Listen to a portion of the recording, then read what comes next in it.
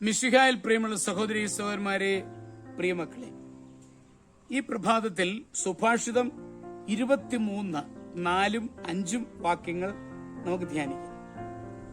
Book of Proverbs chapter 23 verses 4 and 5.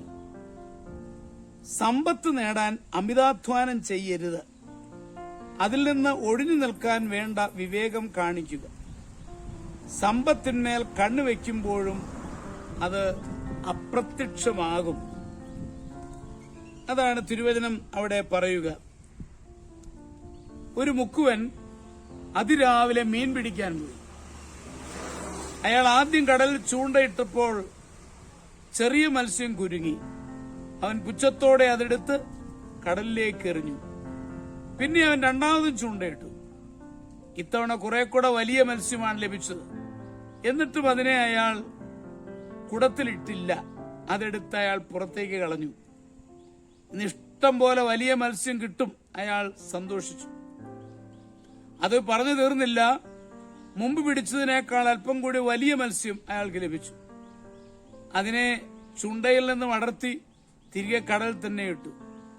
പിന്നെയും ചൂണ്ടയിടിയിൽ തുടർന്നു. പക്ഷെ ഏറെ നേരം കഴിഞ്ഞിട്ട് ഒന്നും കിട്ടിയില്ല. വലിയ മത്സ്യത്തിന് വേണ്ടി വൈകുന്നേരം വരെ ചൂണ്ടയിടിയിൽ തുടർന്നു. വലിയത് വേണ്ട, ഒരിടത്തരം മീനെങ്കിലും കിട്ടിയാൽ മതിയെന്ന് അയാൾ അപ്പോൾ ആശിച്ചു. രാത്രിയാകാറായി. ദൈവമേ, ഒരു കൊച്ചു മീനെങ്കിലും എനിക്ക് തരണേ. അപ്പോൾ അയാൾ പ്രാർത്ഥിച്ചത് അങ്ങനെയായിരുന്നു. ഏറെ ഇരുട്ടിയപ്പോൾ ഒഴിഞ്ഞ കൂടവുമായി മുക്കുവൻ വീട്ടിലേക്ക് മടങ്ങി.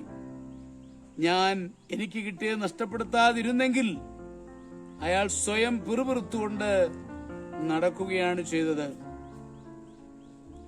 നമ്മുടെ കർത്താവ് മിശിഹായുടെ കൃപയും പിതാവായ ദൈവത്തിന്റെ സ്നേഹവും പരിശുദ്ധാത്മാവിന്റെ സഹവാസവും പരിശുദ്ധ അമ്മയുടെ മധ്യസ്ഥതയും നിങ്ങൾ എല്ലാവരോടും കൂടി ധാരാളമായിട്ടുണ്ടായിരിക്കട്ടെ, എപ്പോഴും എപ്പോഴും എന്നേക്കും. ആമേൻ.